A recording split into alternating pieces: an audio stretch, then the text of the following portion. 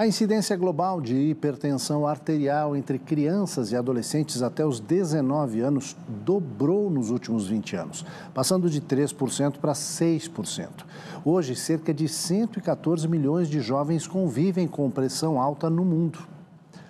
Esse aumento está diretamente ligado ao estilo de vida, má alimentação, excesso de telas, estresse, sedentarismo e até desigualdade no acesso a alimentos saudáveis. E o mais preocupante, quanto mais cedo a pressão alta aparece, maior é o risco de doenças cardiovasculares graves na vida adulta. Sobre isso eu conversei com o cardiologista pediátrico Gustavo Foronda.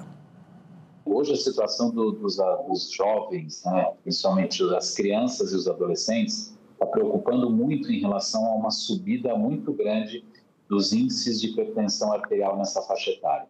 Então, hoje a gente está com um aumento aí, nas últimas décadas, quase que duplicando o número de hipertensos na faixa etária pediátrica e de adultos jovens, de adolescentes e adultos jovens. Isso preocupa muito em relação ao futuro, porque essas crianças que já são hipertensas vão ser adultos hipertensos e com todas as repercussões disso em relação à saúde global do indivíduo. Doutor, e o que causa essa incidência da hipertensão nesses adolescentes? Em todos os estudos, o que a gente está observando que tem um impacto muito significativo é o estilo de vida. Então, hoje a gente está com crianças obesas, crianças sedentárias, com uma alimentação muito ruim, com a utilização de ultraprocessados num nível muito alto e muita tela, né? Então, o estilo de vida dessas crianças já predispõe a um índice muito mais alto de hipertensão. Então, isso preocupa bastante, porque a gente está vendo que isso só está piorando no decorrer do tempo. Isso é uma coisa que vem impactando de forma significativa todas as crianças e adolescentes. Quando a gente fala de uma criança obesa, ela tem um índice de hipertensão em torno de 20%.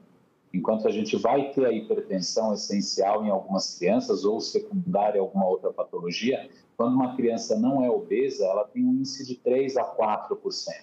Então, os índices são muito mais altos em crianças que têm impacto nessa qualidade de vida. Doutor, como enfrentar essa situação?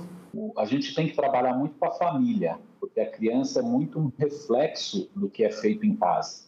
A criança é um reflexo do que oferece em termos de alimentação, de quanto ela é estimulada à atividade física, de quanto ela é estimulada a bons hábitos, né? Então, esses hábitos todos são muito importantes. Desde um sono adequado, atividade física regular, toda criança deveria fazer pelo menos 1 hora de atividade física diária, né? Hábitos alimentares são muito importantes. Tudo isso vem da família. Então, o impacto que um exemplo de uma mãe e o exemplo de um pai tem numa criança é muito significativo.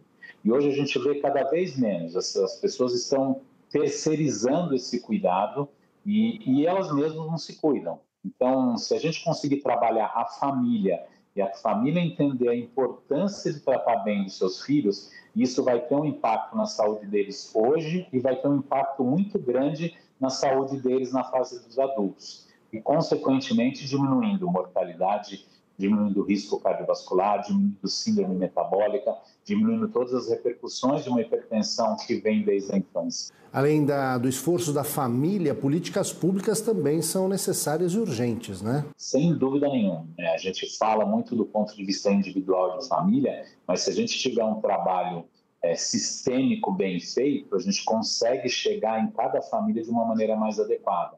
E todo um trabalho de políticas públicas realmente tem um impacto muito significativo. Então, a gente precisa de mais investimento, sim, na prevenção cardiovascular das crianças, entendendo que a prevenção cardiovascular das crianças vai ter um impacto na vida adulta, minimizando muito todas as repercussões disso nos adultos. Que políticas públicas seriam essas, que seriam bem-vindas? Eu acho que desde uma conscientização da população em relação a todos os impactos desse tipo de qualidade de vida, desses cuidados importantes desde a infância, a implantação de possibilidades de atividades físicas de forma mais adequada, com diminuição da violência, que muitas vezes é um limitador dessas famílias de deixar essa criança fazer uma atividade física mais livre, né? E em relação à própria alimentação, né? Uma orientação mais adequada em relação aos ultraprocessados, né? Uma informação mais adequada de toda a população em relação aos malefícios e aos benefícios de uma alimentação saudável, né? E os malefícios de uma alimentação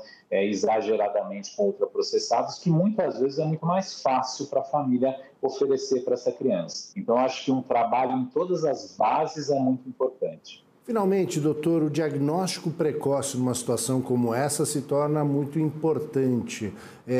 O que recomendar para essas famílias na busca dessa atenção médica quando se tem uma criança e um adolescente em casa? A primeira coisa é o acompanhamento médico regular. Então, isso é fundamental, né, dentro de um âmbito público, né, é você ter a condição de levar o seu filho para passar regularmente com um pediatra. Então, existe uma busca muito grande de todas as sociedades de pediatria para que essa atenção primária seja feita por pediatras, né? O pediatra tem um olhar muito mais específico para as crianças, de uma maneira muito mais individualizada. Então, esse acompanhamento regular vai permitir com que você faça um diagnóstico mais precoce e que você consiga intervir a tempo de conseguir mudar toda a mentalidade, o mindset dessa criança em relação a tudo isso que a gente comentou, em relação a atividades físicas regulares, em relação à qualidade de sono, em relação à alimentação adequada, em relação à minimização de todos os riscos, né? O sedentarismo, o risco de uma obesidade e, consequentemente, como a gente viu em vários estudos, o aumento da hipertensão, que está sendo uma coisa muito impactante.